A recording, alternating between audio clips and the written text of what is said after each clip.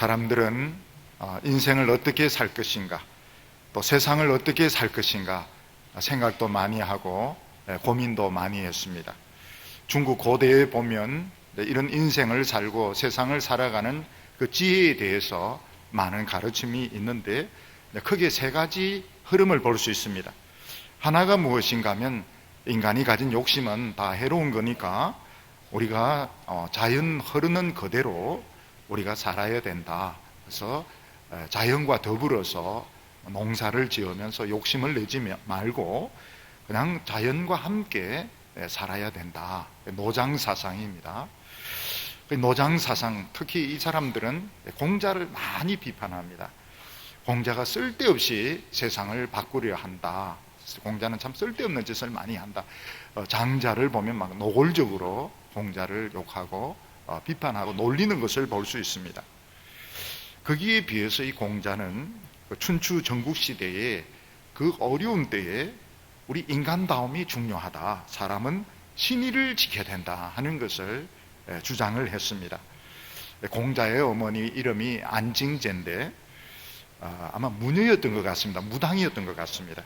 그래서 기록에 보면 공자는 어렸을 때부터 제기를 차려놓고, 제기는 이제 제사 지내는 그릇을 말합니다. 제기를 차려놓고 노는 것을 좋아했다, 이런 데 기록이 나옵니다. 근데 공자는 참 탁월한 것이 그 귀신에 대한 이 관심을 인간의 관심으로 돌려놓게 됩니다. 그래서 이 세상에서 인간이 신의를 지켜야 된다, 이것을 이제 강조를 했고, 공자는 특별한 선생이 없었습니다. 그러나 모든 사람으로부터, 모든 것으로부터 공자는 가르침을 받으려고 애를 썼습니다. 우리가 잘 아는 것처럼 세 사람이 걸어가면 그 사람 중에 한 명은 선생이다. 이게 뭔가 하면 누구로부터라도 뭔가를 배우려고 애를 썼던 것입니다. 그래서 이 공자는 그 춘추시대에 사람을 죽이고 나라를 빼앗는 그때에 신의를, 의를, 인을 강조하고 신의를 이렇게 강조했는데, 실제로 현실적으로는 별로 이렇게 환영을 받지를 못했습니다. 그때 이제 세상에서 결국은 인기를 끈 사람들은 순자나 한비자 같은 이 법가 사상입니다. 법을 가지고 사람을 다스리고 법을 어길 때는 가차없이 처분을 하는 이 법가 사상들이 결국은 세상을 주도를 하게 됩니다. 그래서 거기 보면 상앙이라든 사람이라든지 이사라든지 옥이라든 사람, 이런 사람들이 전부 법을 가지고 법제를 만들어서 사람들을 다스리고 법을 어기면 처벌하고 이랬는데, 결국 자기 자신들이 그 법에 걸려가지고 또 사람들의 업무에 걸려서 비참하게 죽는 것을 볼 수 있습니다. 근데 이 법가 사상들도 공자를 비판합니다. 공자는 쓸데없이 너무 제사를 이렇게 허례허식으로 하고 실속이 없다, 이러면서 비판을 하고, 또 현실 정치에서 공자를 받아주지 않습니다. 공자가 재인식되는 것은 나중에 한 나라가 지나고 송나라 때 가서 역시 나라를 다스려 보니까 인이 중요하고 신이 중요하다. 그래서 공자가 다시 인식을 다시 이제 재평가가 되면서 아주 신성화가 되게 됩니다. 이게 이제 세상적인 관점이라면, 솔로몬의 전도서를 보면 두 가지 관점을 가지고 보고 있습니다. 솔로몬은 이 세상의 이런 자연을 보면 모든 것이 순환하고 있다 하는 것을 발견을 하게 됩니다. 아침이 지나면 점심이 되고 저녁이 되고 밤이 되고 또다시 아침이 오고, 봄, 여름, 가을, 겨울 자꾸 순환을 하게 되고, 비가 오면 강물이 되어서 흘러가고 바다에서는 또 이게 수증기가 되어서 구름이 되고, 이렇게 순환하는 이야기를 하고 있습니다. 그래서 자연을 보면 모든 것이 순환하고 있는데, 인간은 딱 한 번 사는 겁니다. 인간은 어린 아기로 태어나서 소년이 되고 청년이 되고 노인이 되고 죽습니다. 모든 자연은 순환을 하는데 인간은 딱 한 번 살다가 죽는다. 여기 이제 퀘션 마크를 딱 던집니다. 여기 뭐냐? 여기 뭐냐? 그거를 이제 저는 어떻게 풀어냈는가 하면, 이 자연은 우리의 무대고, 딱 한 번 사는 인생은 이 무대 위에서 우리 인생을 공연하는 연주자다. 우리 인생은 인생의 연주자다. 자연은 배경이고 우리 인간은 주인공이고 연주자다, 이러면서 전도서를 풀어나갔던 것입니다. 인간들이 보통 이 연주를 할 때 제일 많은 주제, 또 제일 많은 감동을 주는 제목이 역시 사랑입니다. 사랑의 주제를 가지고 전쟁과 평화, 사랑할 때와 죽을 때라든지 바람과 함께 사라지다, 모든 것들이 사랑을 주제로 해서 인간들이 노래를 하고 살기도 하고 죽기도 하는 것을 볼 수 있습니다. 그래서 우리가 이 세상에서 보는 이런 관점은 딱딱 끊어져 있습니다. 자연과 함께 이렇게 자연 무위로 이제 살든지, 아니면 예의를 지키고 인을 지키든지, 아니면 법을 가지고 막 사람을 처벌해서 나라를 크게 만들든지 딱딱 끊어서 이렇게 생각하는데, 성경은 이걸 하나로 보아서 자연은 순환하고 있지만 인간은 딱 한 번 산다. 뭐 하면서 사느냐? 결국은 하나님 앞에서 우리의 인생을 연주를 하는 거다. 그래서 경치가 아무리 좋다 하더라도 그건 배경이기 때문에 너무 그 배경에 너무 지우칠 필요가 없고, 중요한 것은 결국 인간이고 인간의 이제 행위고 삶이 중요한 것입니다. 오페라에 있어서 배경이 아무리 무대가 멋있다 하더라도 중요한 것은 그 오페라 가수가 부르는 그 아리아 그 오케스트라와 아리아 그 연주가 결국은 제일 중요하듯이 인간이 제일 중요한 것을 볼 수 있습니다. 근데 우리가 이 사무엘상과 사무엘하에 넘어가면서 거기서 조금 더 이제 진전을 하게 됩니다. 그게 무엇인가 하면, 인간은 결국 자기 인생을 농사를 짓고 자기가 뿌린 대로 거둔다 하는 것을 볼 수 있습니다. 어떤 사람은 젊었을 때 너무 술을 많이 마시고 방탕하게 살았는데 결국 늙으니까 치매나 간경화로 아주 고생을 하면서 지내게 되는데, 그것도 자기가 뿌린 것을 거두는 것입니다. 또 어떤 분은 젊었을 때 남에게 많은 그 피해를 주고 분노로 살았는데 결국 늙어서 돈도 다 없어지고 중풍에 걸려서 참 고생하면서 사는 것도 결국 자기 인생을 뿌린 대로 거두는 것입니다. 하나님께서는 뭐라고 말씀하셨는가 하면, 나를 미워하는 자는 그 아버지의 죄를 자손 3, 4대까지 하나님께서 갚고, 나를 사랑하는 내 계명을 지키는 자는 자손 1000대까지 복을 주신다, 이렇게 말씀을 하셨는데, 이것은 결국 사람들이 뿌린 대로 거두는 것을 말합니다. 물론 이 세상에서 다 드러나지는 않습니다. 하나님의 심판대 앞에 가면 전부 다 드러나게 됩니다. 모든 것이 거기서 다 명백하게 결산이 되게 되어 있습니다. 그 사람이 무엇을 뿌렸고 무엇을 거두었는지 그게 다 나타나게 되어 있습니다.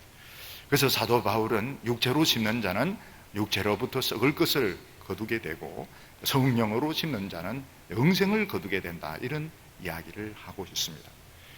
근데 사람도 농사 짓는 것으로 끝나는 것이 아니고, 사람도 한때 보면 굉장히 그 열렬한 사랑을 하게 됩니다. 사랑이 우리를 이제 불붙게 만들고, 사랑이 우리를 미치게 만들고, 결국 사랑이 이제 가정을 만들고, 사랑이 자기 껍질을 깨고 다른 사람을 이제 가슴에 받아들이게 하는 것입니다. 사랑이라는 거, 사람이 젊었을 때 한번 사랑을 한다는 거, 이거 굉장히 좋은 것입니다. 근데 성경에 보면 하나님의 마음을 사로잡는 데 성공한 사람이 있습니다. 여기 이제 사무엘서에서 서서히 드러나고 있는 주제인데, 모든 사람이 심은 대로 거두지만 심은 대로 거둔 걸 뛰어넘어 가지고 하나님의 그 열렬한 사랑, 하나님과 열렬한 사랑을 하고 하나님의 마음을 독차지하는 이런 사람이 있는 것입니다. 그러니까 그냥 뿌리고 그런 걸 넘어서서 정말 열정적으로 하나님과 사랑을 주고받는 이런 관계가 나타나게 됩니다. 그게 이제 사무엘부터 서서히 나타나게 되는데, 사무엘이 뭐라고 말하는가 하면, 하나님은 제사를 원치 아니하시고 하나님의 말씀을 순종하는 것을 원한다, 이러면서 서서히 드러나기 시작합니다. 근데 이게 분명하게 드러난 사람이 다윗입니다. 다윗은 장점보다는 결점이 더 많은 사람입니다. 우리가 성경에 보면 다윗을 참 이렇게 좋게 평가를 하고 있지만, 실제로 다윗은 단점이 더 많은 사람입니다. 다윗은 그 집에서도 사실 인정받지 못하는 사람이고 외모도 그렇게 뛰어난 사람이 아니었습니다. 또 다윗은 열등감도 많은 사람이고 또 여성에 대해서는 굉장히 컴플렉스와 집착을 가지고 있는 그런 사람이었습니다. 그런데 다윗이 다른 사람보다 특별하게 잘하는 것이 있었습니다. 한 가지 있었습니다. 그게 무엇인가 하면 하나님의 말씀을 너무 여기에 있어서 탁월했습니다. 그래서 시편 119편 보면 그 하나님의 말씀이라는 주제를 가지고 100절이 넘는 이야기를 막 읊어내는데 이것은 하나님의 말씀을 그리 사랑하지 않으면 이게 나올 수가 없는 것입니다. 다윗은 그동안 믿음의 사람들, 사무엘이든지 모세라든지 이런 사람들, 아브라함 다 하나님의 말씀을 사랑하고 하나님과 특별한 관계에 있었는데 이 다윗이라는 사람은 결점이 많은 사람, 인간적으로 결점이 많은 사람이고 열등감도 많은 사람이고 이런데 다른 것은 제쳐놓고 하나님의 말씀에 있어서는 너무너무 하나님의 말씀을 사랑하는 사람이었습니다. 그래서 다윗은 하나님의 마음을 사로잡는 데 성공을 하게 됩니다. 하나님이 뭐라고 말씀하시는가 하면 내 종 다윗을 보니 내 마음에 합한 사람이라. 그러면서 하나님은 다윗을 위해서 막 편파적으로 일하기 시작합니다. 그래서 다윗 전에만 해도 반드시 다윗의 자손이 왕이 된다는 것이 없었습니다. 또 성전을 예루살렘에 둔다는 것도 없었습니다. 근데 하나님이 약속을 해주십니다. 하나님께서 다윗은 요구하지도 않았는데 너의 자손들이 대대로 이스라엘의 왕이 될 것이고 또 성전을 예루살렘에 세우게 하시고 언약궤를 옮기게 하시는데 다윗은 어떤 사람인가 하면 이 하나님의 사랑을 붙잡는데 하나님의 마음을 붙잡는데 성공한 사람인 겁니다. 그래서 이스라엘 왕이 꼭 다윗이 되어야 될 이유가 없습니다. 또 사울의 집은 망하고 다윗이 이스라엘 전체 왕이 되어야 된다는 법칙도 없습니다. 하나님이 그렇게 만들어 주십니다. 왜냐하면 다윗이 하나님의 마음을 잡는데 성공했기 때문입니다. 여기 성경을 보면 사울의 집은 몰락을 하는데 어떻게 망해도 이렇게 망할 수 있는가? 한때 이스라엘의 왕이고 왕의 집안이고 이렇게 성공했던 집이 망해도 어떻게 이렇게 망할 수 있는가? 나중에 한 명 딱 살아남습니다. 장애인, 양쪽 다리를 다 쓰지 못하는 장애인 한 명 딱 살고 나머지는 다 이 뒤에 또 죽습니다. 왜 이렇게 철저히 사울의 집은 몰락하게 되는가? 불신앙의 농사를 지었기 때문입니다. 하나님에 대하여 불신앙의 농사를 지었기 때문에 사울의 집은 결국은 망하는 것입니다.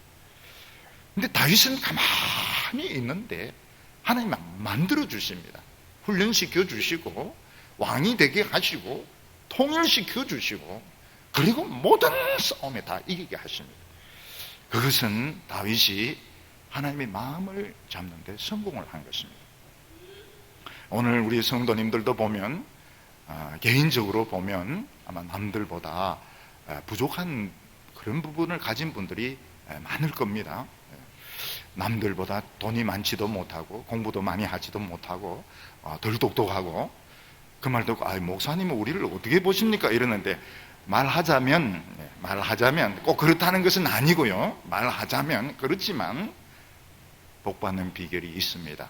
요걸 이제 다윗이 사무엘 때부터 이게 밝혀지기 시작하더만 다윗 때 이게 너무 분명하게 나타나게 된 겁니다. 내 종 다윗을 보니 내 마음에 합한 사람이라. 하나님이 막 알아서 막 만들어 주시기 시작합니다. 우리 성도님들은 오늘 오후에 이 복을 받으시기 바랍니다. 오전에 복 끝났다 이래서 신천에 왔다 갔다 하는 사람은 이게 실패를 하게 됩니다. 끝까지 이거 노력을 해야 되는데 복을 받으려면 이 핵심이 있습니다. 단점이 많은 사람이고 여러 가지 부족한 점이 많은 사람이지만 다윗은 하나님의 마음을 잡는데 성공한 사람이었습니다.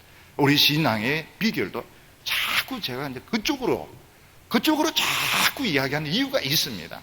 요게 결국은 최고의 복, 심은 대로 거두는 것도 참 훌륭하지만 심은 대로 거두는 걸 뛰어넘어가지고 하나님의 마음을 딱 사로잡는 요게 이제 다윗이 성공을 했던 겁니다. 오늘 첫 번째로는 이 아브넬이 죽고 사울의 집과 이스라엘 사람들이 두려워하는 것을 볼 수 있습니다. 다윗은 사울이 죽으면 왕이 될 줄 알았는데 왕이 되는 것이 쉽지가 않았습니다. 군대 장관 아브넬이 사울의 아들 이스보셋, 다른 아들 셋은 길보아 산에서 죽었는데 안 죽은 아들 이스보셋을 추대를 해가지고 이스라엘은 하나인데 왕은 이제 두 개인 겁니다. 그래서 7년 동안 내전이 일어나게 됩니다. 그때 이제 잘못 생각하면 이 아브넬만 죽으면, 이 이스보셋만 죽으면 통일이 되지 않는가? 절대로 그렇지가 않습니다. 절대로 그렇지가 않습니다. 왜냐하면 아브넬과 이스보셋이 있다면 그 뒤에 그 사람을 지지하는 사람들이 많이 있다는 걸 알아야 됩니다. 절대로 이게 쉽지가 않습니다. 그래서 다윗의 시편을 보면 시편 2편에 어찌하여 이방 나라들이 분노하며 민족들이 헛된 일을 꾸미는가? 세상의 군왕들이 나서며 관원들이 서로 꾀하여 여호와와 그 기름 받은 자를 대적하며 우리가 그 맨 것을 끊고 그 결박을 벗어버리자 하도다. 우리가 옛날 번역을 보면 어찌하여 열방이 분노하며 민족들이 허사를 경영하는, 이게 참 좋은데 새로 번역된 건 약간 좀 김이 빠지는 것 같은 이런 느낌이 좀 듭니다. 그래도 뭐 어쩔 수가 없습니다. 어찌하여 열방이 분노하며 민족이 허사를 경영하며, 박자가 딱딱 이래 맞는데 조금 긴 것 같은 좀 늘어지는 느낌이 듭니다. 옛날 사람들은 하나님의 기름 부음 받은 자가 왕이 되고 리더가 되어서 하나님의 말씀대로 모든 걸 다 이끌어가면 굉장히 이상적이고 좋을 것 같습니다. 근데 사람들은 그걸 굉장히 싫어합니다. 왜냐하면 하나님의 이 기름 부음 받은 자가 이 통치하는 것을 왜 싫어하는가? 너무 하나님 말씀 이러는데 융통성이 없는 겁니다. 융통성이 없고, 그리고 하나님 말씀 하는데 바로 복이 오는 게 아닙니다. 고생을 또 많이 합니다. 그러니까 고생은 고생대로 하고 융통성은 없고, 그러니까 너무너무 이제 답답하니까 사람들이 싫어하는 것입니다. 그뿐만 아니라 이 세상 지식에 보면 유익한 것이 너무너무 많습니다. 세상의 지식 보면 우리에게 도움이 되고 유익한 것이 너무너무 많은데 기름 부음 받은 자는 그걸 이제 받아들이지 않는 겁니다. 그걸 받아들이지 않고 그걸 배척을 하고 이러니까, 아니 이 세상에 이런 지혜들, 이 지식을 받아들이면 10배, 100배의 효율성이 있는데 왜 그 성경만 가지고 답답하게 밀고 나가느냐? 그거는 이유가 있습니다. 이유가 뭔가 하면 하나님의 축복에 이 노하우가 있는데, 그 노하우가 뭔가 하면 결국은 하나님의 능력이 나타나야 되고 성령의 역사가 나타나야 됩니다. 기도가 응답이 되고 부흥이 임하려고 하면 딱 하나님 말씀 가지고 결판을 내야 되는 겁니다. 여기에 대해서 체험이 없으면 끝까지 못 갑니다. 나중에 이스라엘 이런 역사를 보면 끝까지 가는 사람이 몇 명 되지 않습니다. 왜냐하면 머리로 아는 거하고 현실하고는 너무 차이가 있습니다. 처음에는 좀 그래 흉내를 내다가 결과가 좋지 못하고 사람들이 막 반대하고 이러면 결국 왕들이 입장을 다 바꾸어 가지고, 성경에는 막 책망하죠. 이 왕이 처음에는 이랬는데 나중에는 이렇다. 우리는 왜 그러는가? 그게 쉬운 문제가 아닌 겁니다. 오늘 우리 사회에서는 보면 종교 간의 이런 대화 같은 거를 굉장히 좋게 생각합니다. 그래서 스님이 이런 성당에 가서 강의를 하고, 또 신부님이 절에 가서 강의를 하고, 또 수녀가 자전거 뒤에 여성을 태워가 탁 이렇게 가고, 이런 거를 굉장히 종교 사이의 대화로 좋게 생각합니다. 우리도 할 수 있습니다. 우리도 할 수 있어요. 저도 중 뒤에 태우고 자전거 타고 갈 수가 있어요. 그렇지만 이제 사람들은 거기서 끝나는 게 아닙니다. 거기 끝나 서로가 인정해주고 대화해주고 받아달라 이제 이렇게 하는 건데, 그거는 사실은 받아들일 수가 없습니다.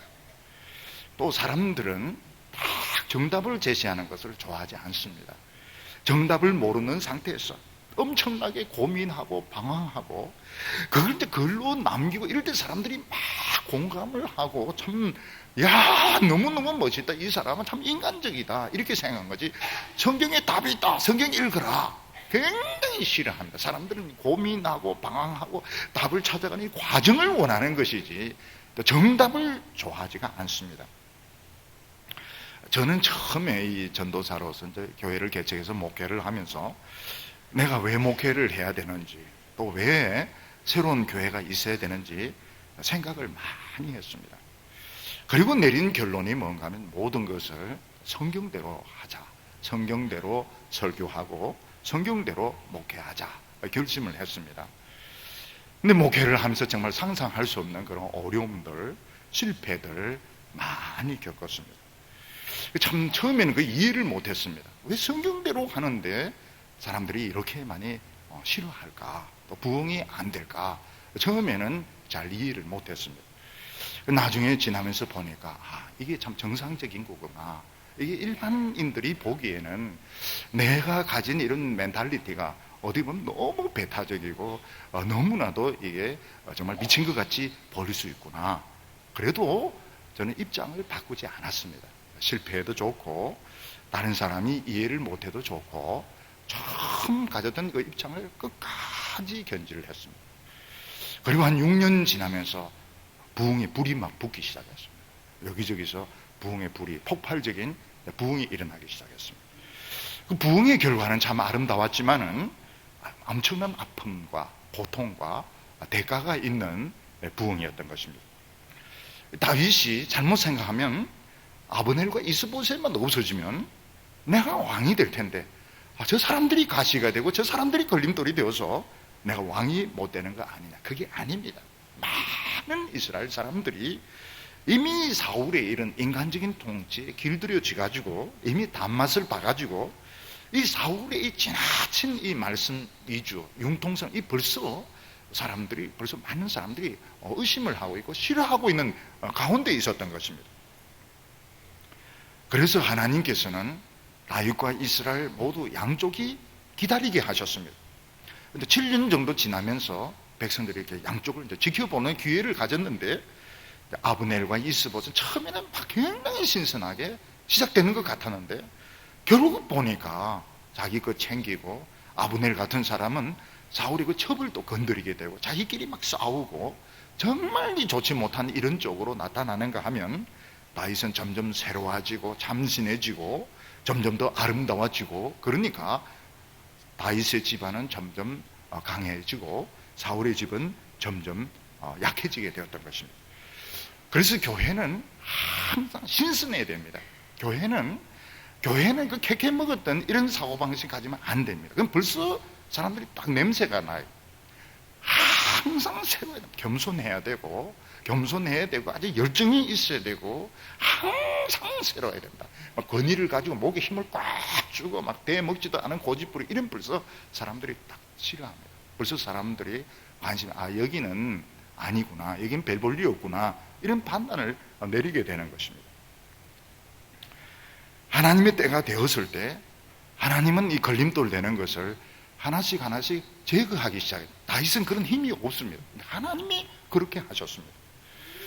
제일 걸림돌이 되는 것이 이제 군대장관 아브넬인데 아브넬 자기가 이스보셋을 배반하겠다고 다윗에게 연락을 했습니다. 자기가 사실은 이스보셋을 허수아비로 만들었는데 그 사울이 그저 처부하고 이렇게 관계를 했는데 그거 가지고 따지니까 이 바보 같은 놈이 내인데 이제 덤벼들고 그러니까 기분이 나쁘고 또 사람들이 관심이 이제 다윗 쪽으로 자꾸 이제 흐르니까 벌써 이 집은 안 된다는 다 판단을 한 겁니다. 이 집은 별 볼 일 없는 집이다. 다윗에게 붙어야 되겠다. 그래서 내가 이스보셋을 배반하겠다. 이스라엘을 다 끌고 당신에게 올 테니까 당신은 내 지분을 인정해달라. 이렇게 이야기가 된 겁니다. 근데 사실 이 아브넬은 굉장히 골치 아픈 사람, 아브넬은 아주 변덕스러운 사람이고 지금은 이제 그렇게 다윗에게 붙어서 하지만 언젠가는 또 배신한 사람입니다. 근데 이 다윗은 생각지도 않았는데 요압이 자기 동생 아사헬을 아브넬이 죽였다 해가지고 가는 사람을 불러와가지고 칼로 찔러 죽여버립니다. 근데 이게 이제 다윗에게 엄청난 시험이었습니다. 왜냐하면 이 아브넬이 굉장히 그 기회주의적인 사람이고 사람도 성격도 아주 복잡하지만 일반인들은 그런 생각을 안 합니다. 일반인들은 오히려 그런 쪽으로 안 봅니다. 일반인들은 지금 이스라엘이 지금 합하려고 하는데 그 사람 가는 걸 불러서 다윗이 찔러 죽였다. 이러면 결국 다윗은 우리를 보복할 사람이다. 그래서 다윗이 그동안 쫓겨다니면서 고생했던 이 모든 것이 요압이 한번 칼로 찌름으로써 물 건너가는 것입니다. 다윗이 내가 안 죽였다 아무리 이야기해도 사람들은 믿어주지 않습니다. 왜냐하면 요압이 다윗의 신복인데요. 그렇다고 해서 요압을 처벌하면 다윗에 있는 부하들이 전부 다 등을 돌립니다. 다윗에게 붙은 사람 요압하고 생각이 똑같습니다. 그러니까 이럴 수도 없고 저럴 수도 없는, 그냥 입 다물고 기도하면 되느냐, 입 다물고 기도하면 영원히 입 다물고 끝나는 것입니다. 입 다물 수도 없고 변명할 수도 없고 요압을 칠 수도 없고. 근데 이 굉장히 미묘한 시점에서 다윗은 기회를 살려냅니다. 이게 다윗이 고생하면서 얻은 지혜인 것입니다. 다윗은 어떻게 합니까? 다윗은 노래를 지어가지고 다윗은 일단 요압을 저주합니다. 요압을 저주하면서 너의 집안에서 이런 자들이 계속될 것이다. 저주를 합니다. 왜냐하면 너가 분노로, 너가 신하로서 왕의 허락도 받지 않고 이런 일을 했기 때문에 너희 집은 저주를 받아야 된다. 그러면서 노래를 짓습니다. 다윗은 장기가 노래를 짓는 거니까. 그러면서 아베네라, 너는 손이 묶이지도 않았고 발도 묶이지도 않는데 어떻게 칼에 찔려 죽느냐. 그 한마디로 이해하면 이해 안 된다. 이해 안 된다. 너 같은 똑똑한 놈이 죽는 거 나 이해 안 된다. 우리 모두 이해 안 된다. 왜 죽었냐. 이렇게 하면서 요압은 나쁜 놈이다. 이렇게 이제 결론을 내리고 성심성의껏 장례를 치릅니다. 성심성의껏 끝까지 다윗이 예의를 지켜가지고 장례를 치르는 것을 보면서 사람들의 마음이 진짜 다윗이 죽인 것이 아니구나. 저건 요압이 개인적으로 한 행동이구나. 그래서 이스라엘 사람들의 마음이 다윗에게로 돌아오게 됩니다. 그래서 우리가 어떤 시험에 딱 걸렸을 때는 말해도 시험에 들고 안 해도 시험에 들고 다 그렇게 됩니다. 뭐 어떻게 변명을 해도 통하지도 않습니다. 그럴 때 고난을 당한 사람은 딱 그 기회를 살려냅니다. 어떻게 해서든지 그 기회를 살려내어서 떠나는 그 기회를 잡아야 되는 것입니다. 아브넬이 죽었을 때 이스보셋 쪽의 사람들의 마음이 급격하게 허물어지는 것을 보게 됩니다. 오늘 말씀 사무엘하 4장 1절을 보면 사울의 아들 이스보셋은 아브넬이 헤브론에서 죽었다 함을 듣고 손에 맥이 풀렸고 온 이스라엘이 놀라니라. 아브넬이 헤브론에 나라를 바치러 갔다가 거기서 칼에 찔려 죽었다 이 말을 듣고 이스보셋과 그 부하들이 맥이 다 풀리게 되는 것입니다. 우리가 생각하기에는 이 아브넬이 이스보셋을 허수아비로 만들었고 나라를 바치러 갔다면 이거 배신자입니다. 배신자가 죽었으니까 굉장히 잘된 거, 잘됐다. 그놈 나를 허수아비로 만들고 그놈이 지금 나라를 그냥 바치려고 갔다가 죽었으니까 잘됐다. 배신자 잘 죽었다. 이렇게 생각해야 되는데 이스보셋이가 그 부하들이 맥이 다 풀리면서 막 망연자실을 하게 되는 것입니다. 그 이유가 무엇인가 하면 이스보셋은 자기 노력은 하나도 안 들고 이 아브넬의 힘으로 나라를 유지해왔던 것입니다. 다시 말해서 이스보셋이 자기가 자신이 있고 자기가 하나님을 의지하는 믿음이 있었더라면 아브넬은 죽어도 살아도 상관이 없습니다. 근데 하나님을 믿지 않고 인간을 붙들고 오늘까지 왔다가 아브넬이 죽었다 이러니까 붙잡을 데가 없는 겁니다. 붙잡을 데가 없으니까 이스보셋의 맥이 이제 다 풀리게 되고 거기에 같이 있는 사람들도 완전히 자신감을 다 잃게 되어버렸습니다. 이 아브넬이라는 사람이 사람의 눈으로 보기에는 실력이 있고 대단한 사람인지 모르겠지만 하나님의 눈으로 보면 별 볼일 없는 사람입니다. 이런 사람은 죽어도 사실은 상관이 없어요. 그런데 인간을 붙들고 성공한 사람은 결국 말로가 참 비참합니다. 굉장히 비참합니다. 이 아브넬이 어떻게 합니까? 이스보셋의 그 아버지의 첩을 건드려놓고 큰 소리를 막 칩니다. 내가 너를 왕으로 세워 놨는데 네가 이런 걸 가지고 나를 따지느냐? 막 큰 소리 치고 내가 나라를 뺏어서 다윗에게 갖다 줄 거다. 그런데 찍소리를 못해요. 왜냐하면 사람을 의지해서 오늘까지 왔기 때문에 결국은 그 사람이 무슨 소리를 해도 벌벌 떨면서 들을 수밖에 없는 것입니다. 그래서 하나님의 백성들은 처음엔 좀 힘들어도 사람을 붙잡지 말아야 됩니다. 사람을 붙잡으면 나중에 끝에 말로가 굉장히 좋지 못합니다. 처음부터 하나님 붙들고 밑바닥에서부터 시작되면 뭐 이래 되든 저래 되든 겁날 것이 없습니다. 두려워할 것이 없어요. 아브넬은 지가 잘못해서 죽은 것이고 나는 나고 이렇게 되는데 이 아브넬을 믿었기 때문에 그렇게 잘 죽었는데도 겁을 내는 겁니다.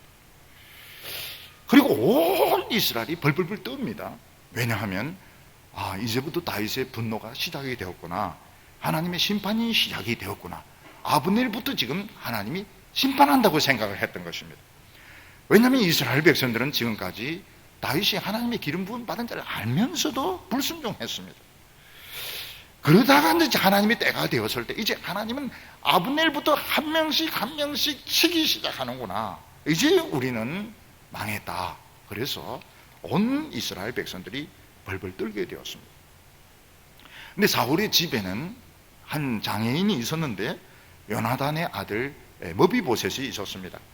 이 머비보셋은 어렸을 때 막 피하다가 그 하녀가 아기를 떨어뜨리는 바람에 양다리가 다 장애를 입게 되었습니다. 양다리가 다 장애인이 되어버렸습니다. 그런데 이 머비보셋은 삽니다.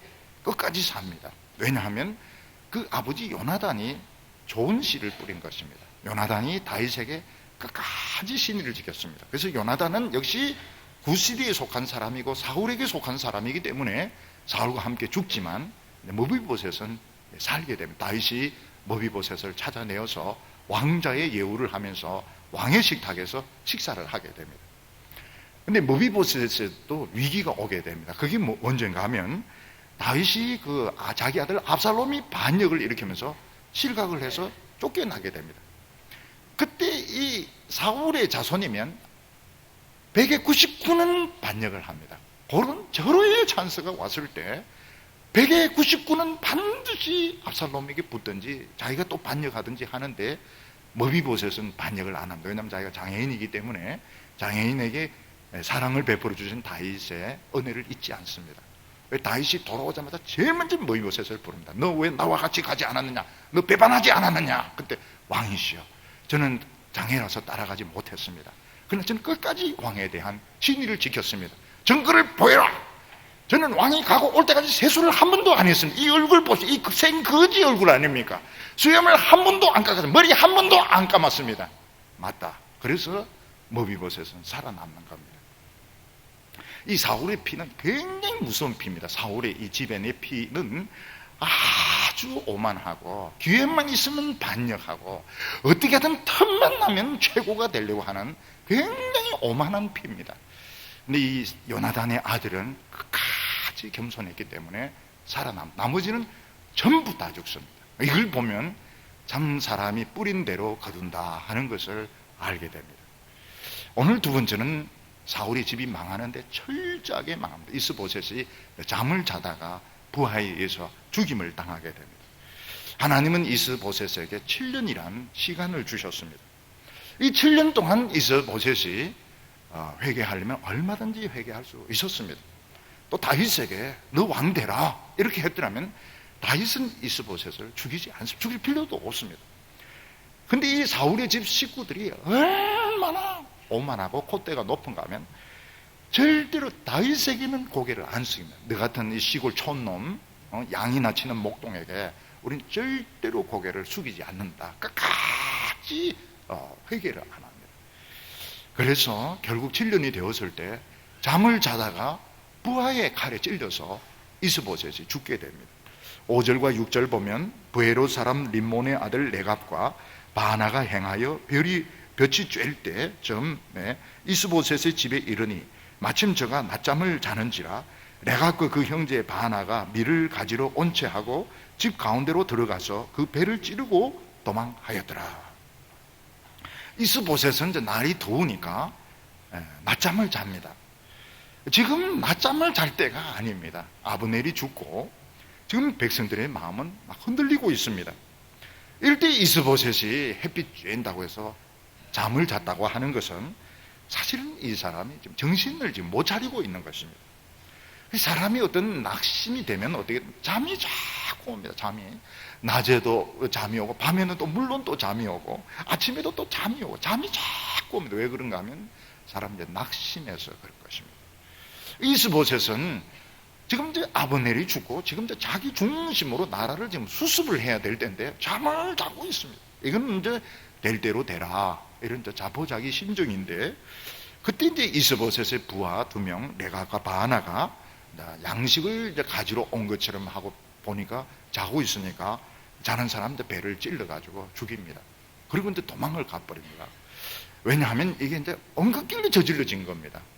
이게 계획해서 암살한 것이 아니고 그냥 자고 있으니까 우리 살려고 하면 이스보셋을 죽이자.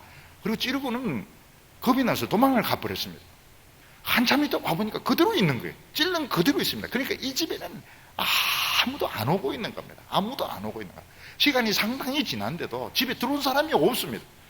그때서 이제 목을 잘라가지고 그걸 다윗에게 이제 들고 가서 다윗에게 당신의 원수의 목을 잘라가지고 왔습니다 하면서 인사를 하게 되는 것입니다.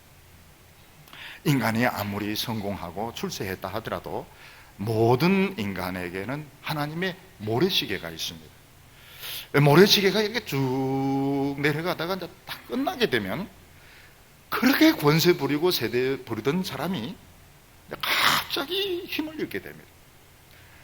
어떤 사람은 막 그렇게 천재라고 하고 막 머리 좋다 이러는 사람이 하나님의 모래시계가 딱 끝나니까 치매가 딱 걸려가지고 자기가 누군지도 모릅니다. 참 완전히 바보가 돼버리는 거예요.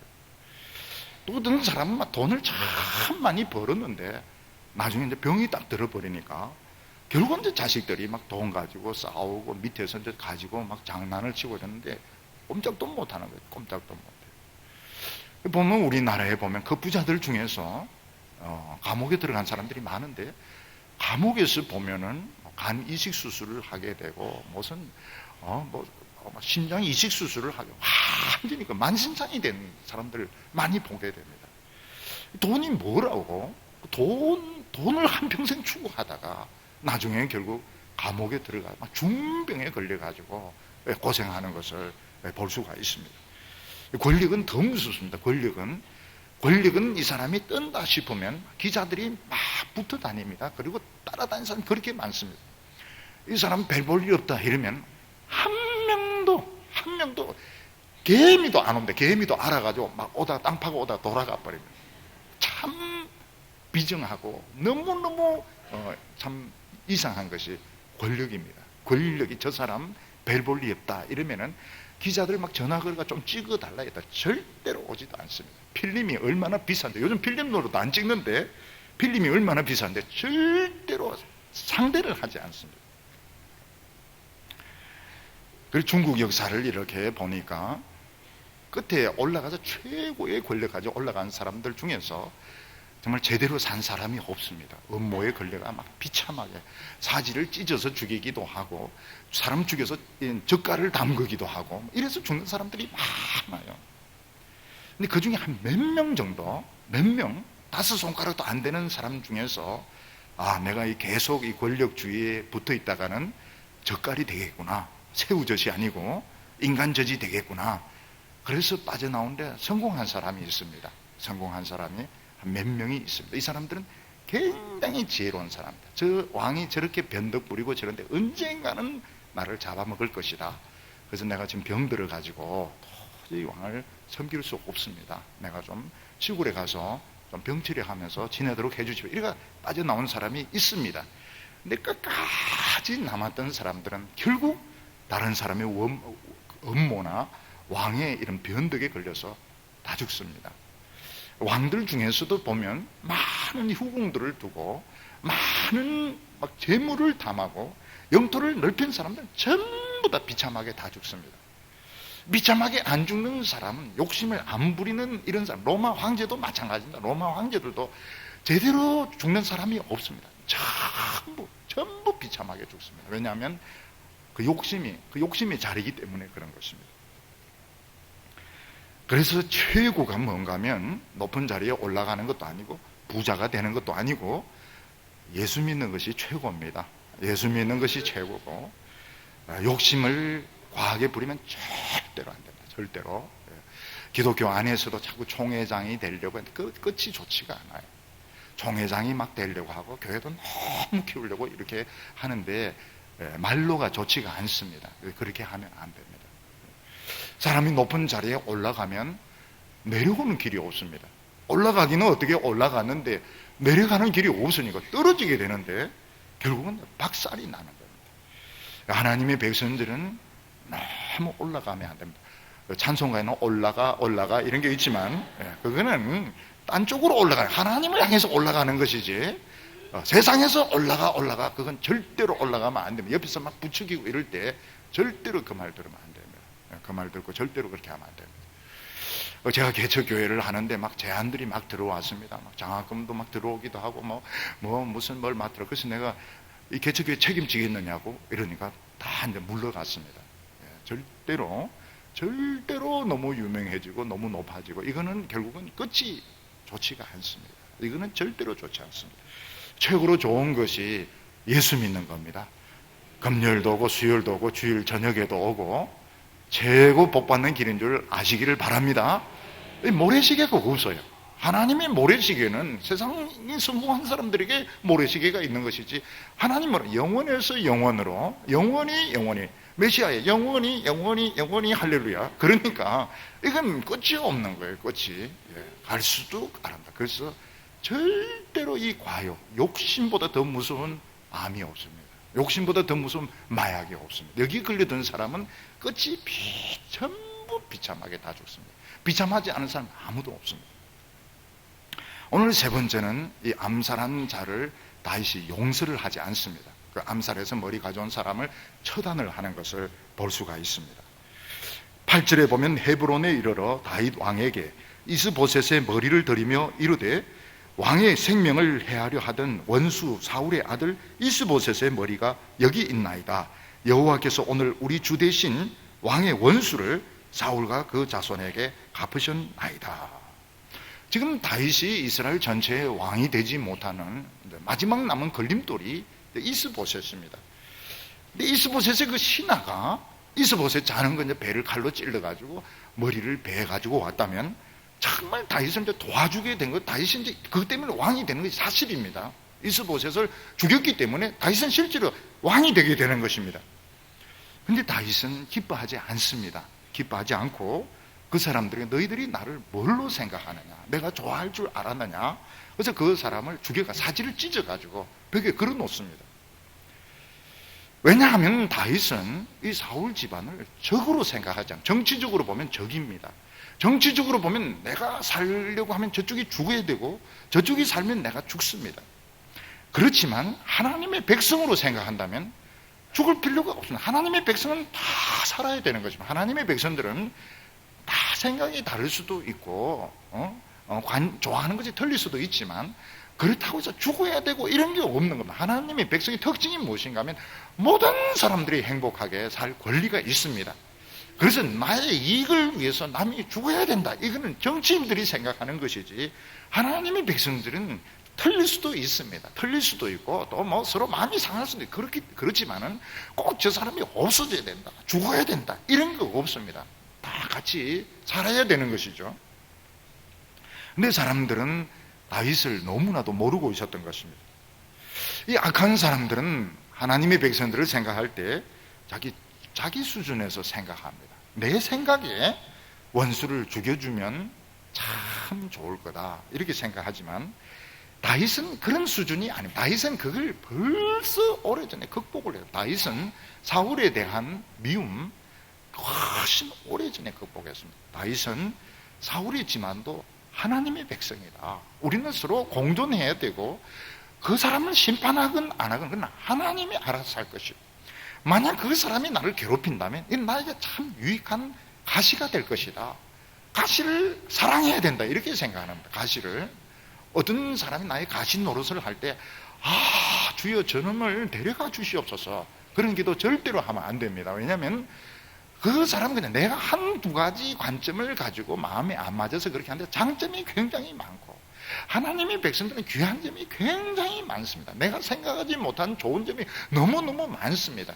그리고 설사 나에게 의도적으로 한다 하더라도 그건 내가 할 입장이 아닙니다. 그건 하나님이 할 입장이지, 우리는 혹시 가시가 있으면 가시를 사랑해야 됩니다. 왜냐하면 그 가시 때문에 기도를 더 하게 되고, 가시가 없는데 새벽기도 합니까? 안 합니다. 가시가 있기 때문에 이제 새벽기도 계속 나와서 가시 뽑아주세요, 너무 아픕니다 이러면서 이제 기도를 하는 것이고, 가시가 있기 때문에 말을 할 때도 한 번이라도 더 조심합니다. 왜냐하면 막 찌르니까요. 말 한 번 잘못하면 막 파파파파팍 찔러가지고 막 곰보같이 만들어 버리니까. 그러니까 이 가시가 유익한 겁니다. 그래서 한 번 더 물어보겠습니다. 가시가 있는 것이 좋습니까? 없는 것이 좋습니까? 없는 것이 좋습니다. 없는 것이 좋습니다. 정말 꿈과 같아요. 가시가 싹 빠졌을 때 꿈이냐 생시냐. 그렇지만 조심해야 됩니다. 조심해야 됩니다. 가시가 웃으면 방방 뜨게 됩니다. 방방 뜨게 되고, 다 옛날에 눈물에 젖었던 기도 잊어먹기 때문에 가시는 있어도 좋고 없어도 좋고, 있으면 사랑하고 없으면 더 좋고 훨씬 좋고, 그렇지만 있어도 데리고 살아야지 어떻게 합니까? 그러니까 다윗은 너희들이 항복하고 싶으면 그냥 와라는 겁니다. 같은 이스라엘 백성들이니까.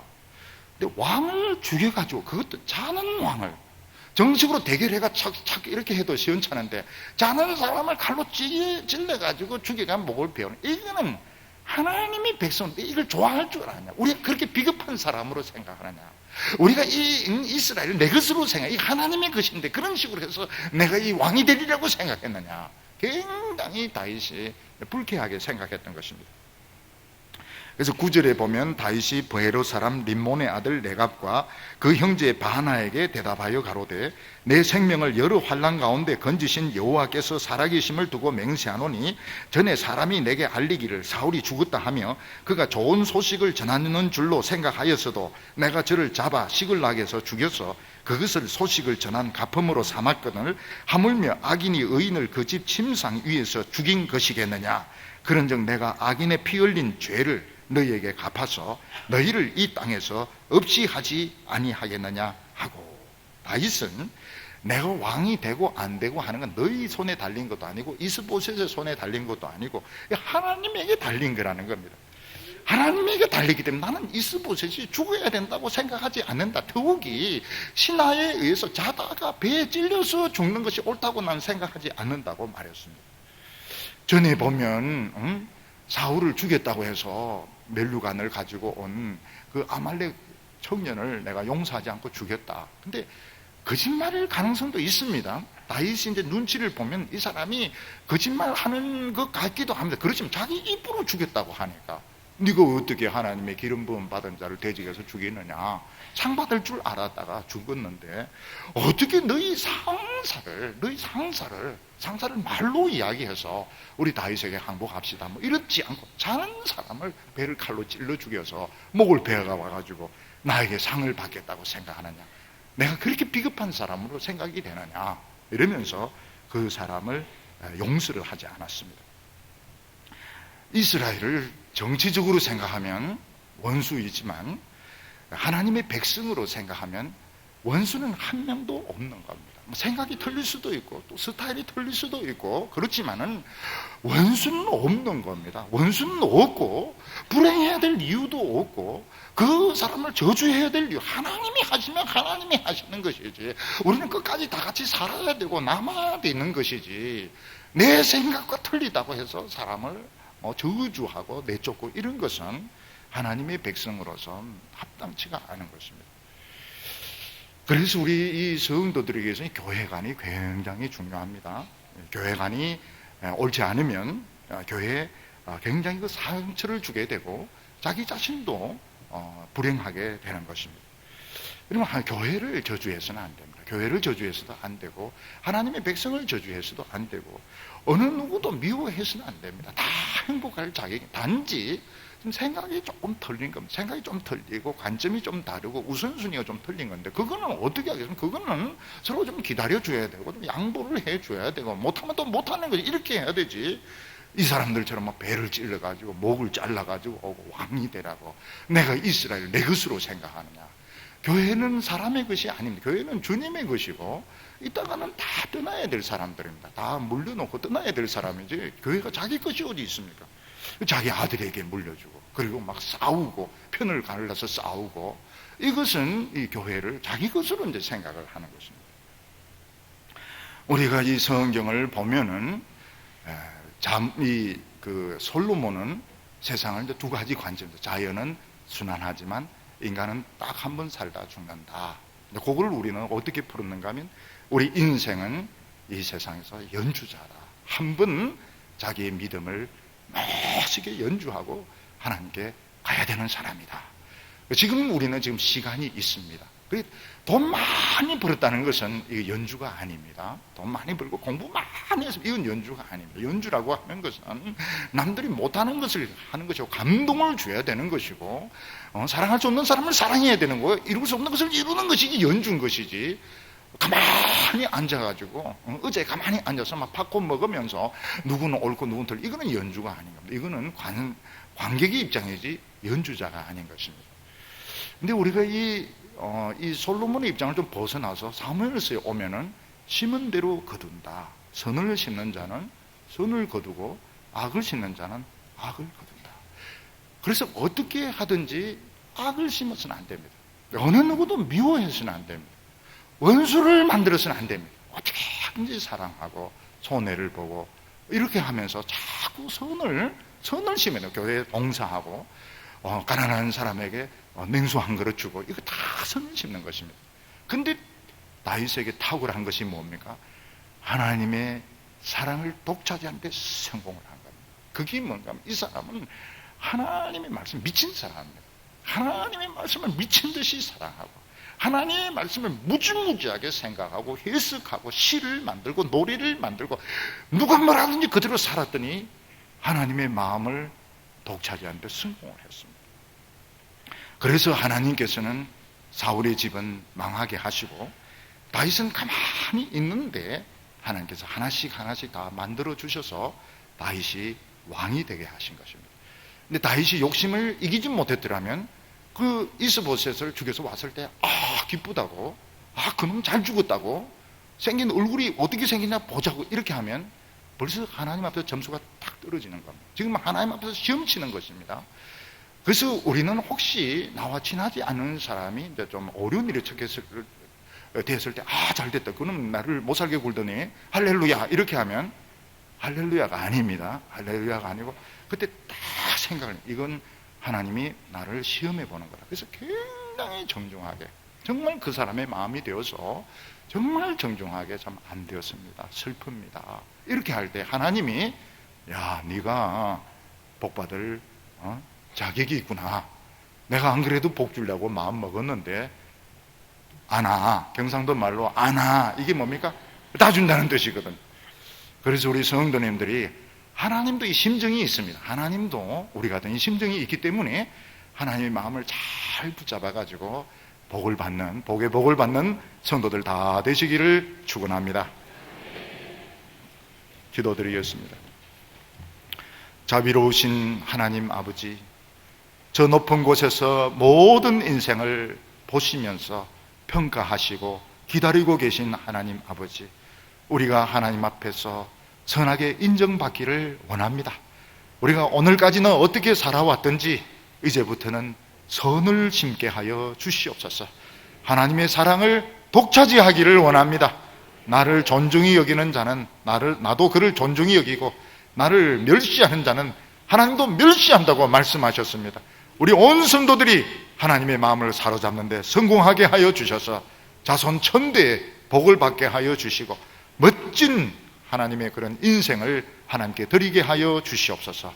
예수님의 이름으로 기도하옵나이다.